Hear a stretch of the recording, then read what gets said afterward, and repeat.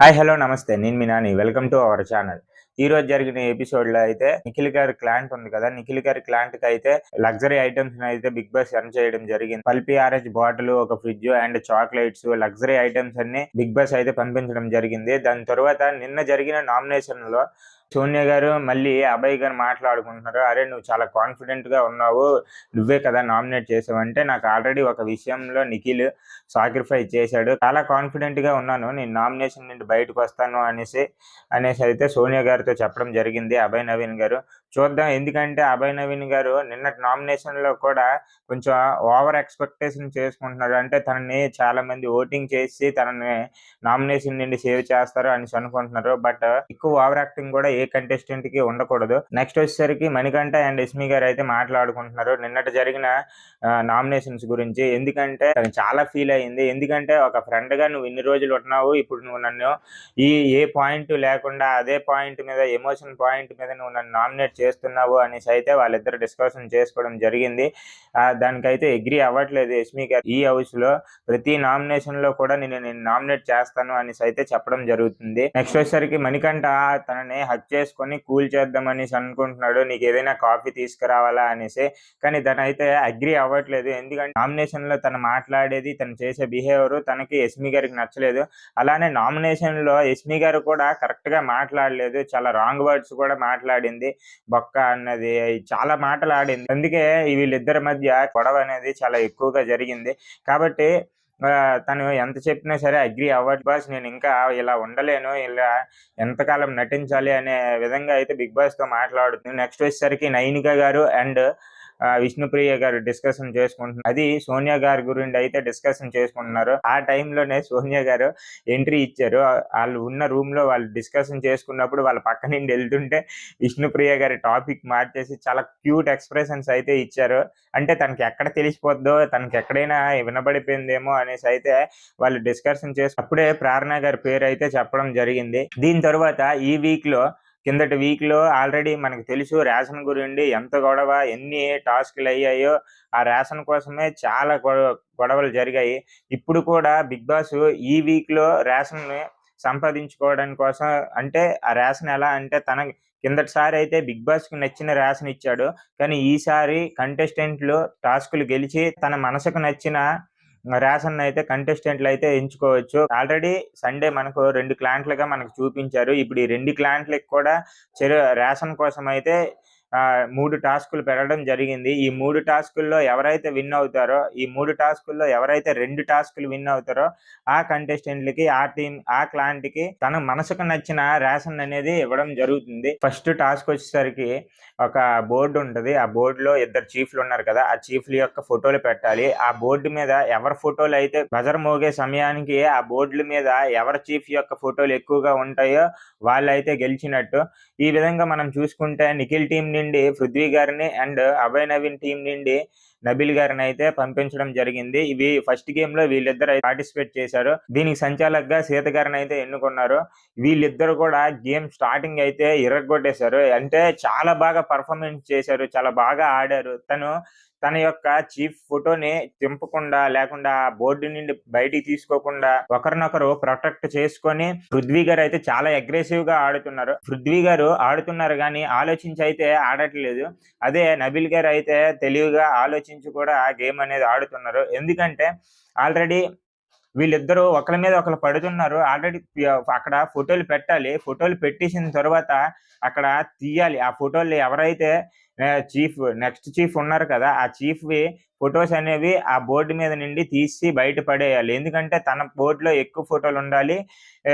మిగిలిన చీఫ్ బోర్డ్‌లో అయితే తక్కువ ఫోటోలుంటే అప్పుడు ఏ టీమ్ చీఫ్ యొక్క ఎక్కువ ఫోటోలున్నాయో ఆ టీమ్ చీఫ్ అనేది గెలుస్తుంది. కాబట్టి పృథ్వీ గారైతే చాలా ట్రై చేశారు. అండ్ నబీల్ గారు కూడా చాలా బాగా గేమ్ ఆడారు. వీళ్ళిద్దరూ కూడా ఒకరినొకరు తోసుకొని ఫిజికల్‌గా అయిపోతున్నారు. ఆ టైంలో బిగ్ బాస్ ఏమన్నారంటే, ఫి మీరు డిఫెండ్ చేసుకోవచ్చు గానీ ఫిజికల్‌గా అయితే అవ్వద్దు అనేసి అయితే చెప్పడం జరిగింది. సీత గారైతే చాలా సార్లు పాస్ చేశారు.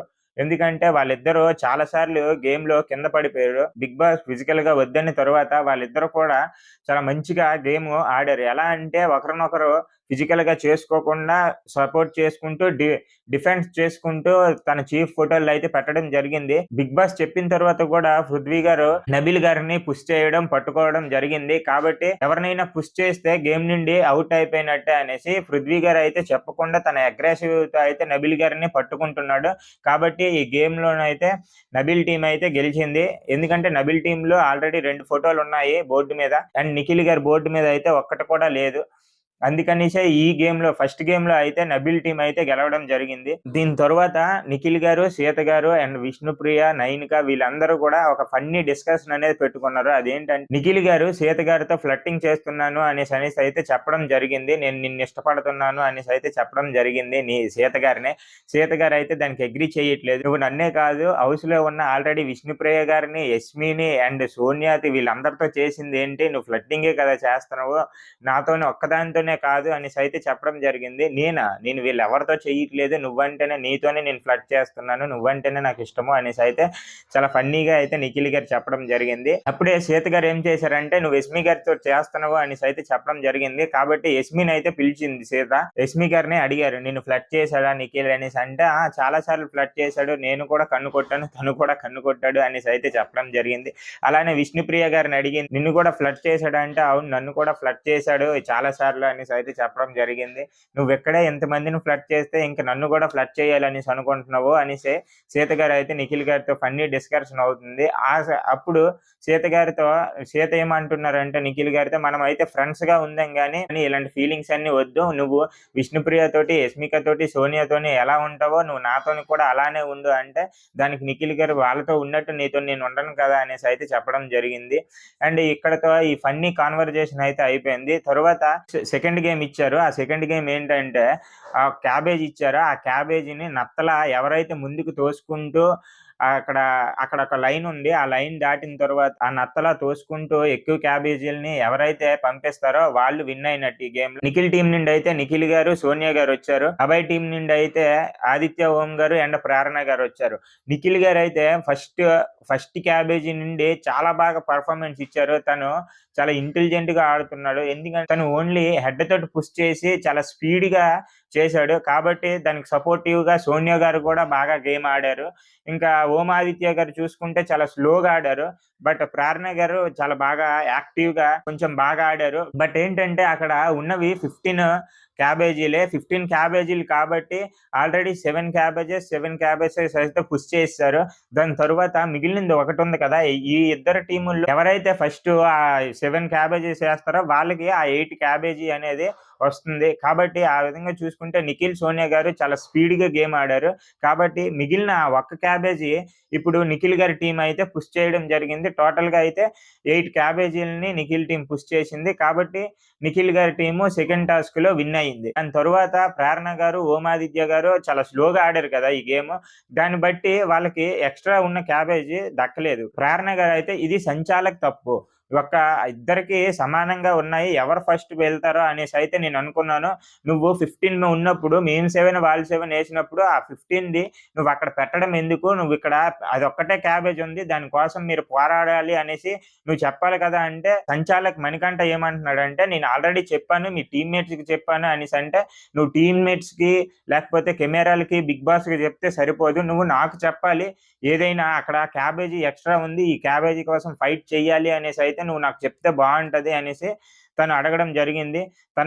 తను అడిగిన తర్వాత కూడా యస్మి గారు అయితే ఆగరు కదా, ప్రతి దీంట్లో తను పుల్ల పెట్టడం బాగా అలవాటు అయిపోయినట్టుంది. ఎందుకంటే తనైతే ఆగడం లేదు, తను ఎక్కువ ఆర్గ్యూ చేస్తుంది దీనికోసం. ఈ టాస్క్ అయిపోయిన తర్వాత కూడా మణికంఠ తన క్లాంట్ లో ఉన్నాడు కదా, తన క్లాంట్ లోకి వెళ్ళినప్పుడు తన బెడ్రూమ్ లోకి వెళ్ళినప్పుడు అప్పుడు కూడా డిస్కషన్ అయ్యింది. ప్రేరణ గారికి, మణికంఠకి అండ్ యస్మి గారికి, వీళ్ళు ముగ్గురు కూడా మళ్ళీ డిస్కషన్ చేసుకుంటున్నారు. నువ్వు చెప్పుండాల్సింది, నువ్వు చెప్పుండే మనమే గెలుస్తుండే అనేసి అయితే చెప్పడం జరుగుతుంది. నేను అక్కడ చెప్పడానికి స్కోప్ లేదు, నేను ఆల్రెడీ చెప్పాను 15 పీసెస్ ఉన్నాయి అనేసి, మీరు ఎవరు దాన్ని అర్థం చేసుకోలేదండి. యస్మి గారు ఏమంటున్నారంటే, తను ఫైటరు, నువ్వు ముందే చెప్పుంటే తన కోసం ఫైట్ చేస్తుండే, ఆ క్యాబేజీ కోసం నువ్వు చెప్పకపోవడం నీదే రాంగు అనేసి చెప్పడం అయితే జరిగింది. దానికైతే అగ్రీ చేయలేదు మణికంఠ. నేను చెప్పాను మీకు అర్థం అవ్వలేదు ఆ సిట్యుయేషన్‌లో అనేసి అయితే చెప్పడం జరిగింది. తను లోన్‌లీగా ఫీల్ అయ్యాడు. మళ్ళీ ప్రేరణ తన దగ్గరికెళ్ళి సరే నేనే అర్థం చేసుకున్నాను అనేసి అయితే వాళ్ళిద్దరూ మళ్ళీ మంచిగా కలిసిపోయి తనని హగ్ చేసుకొని అయితే ఓకే ఇక్కడితో లీవ్ ఇట్ అనేసి అయితే చెప్పడం జరిగింది. నెక్స్ట్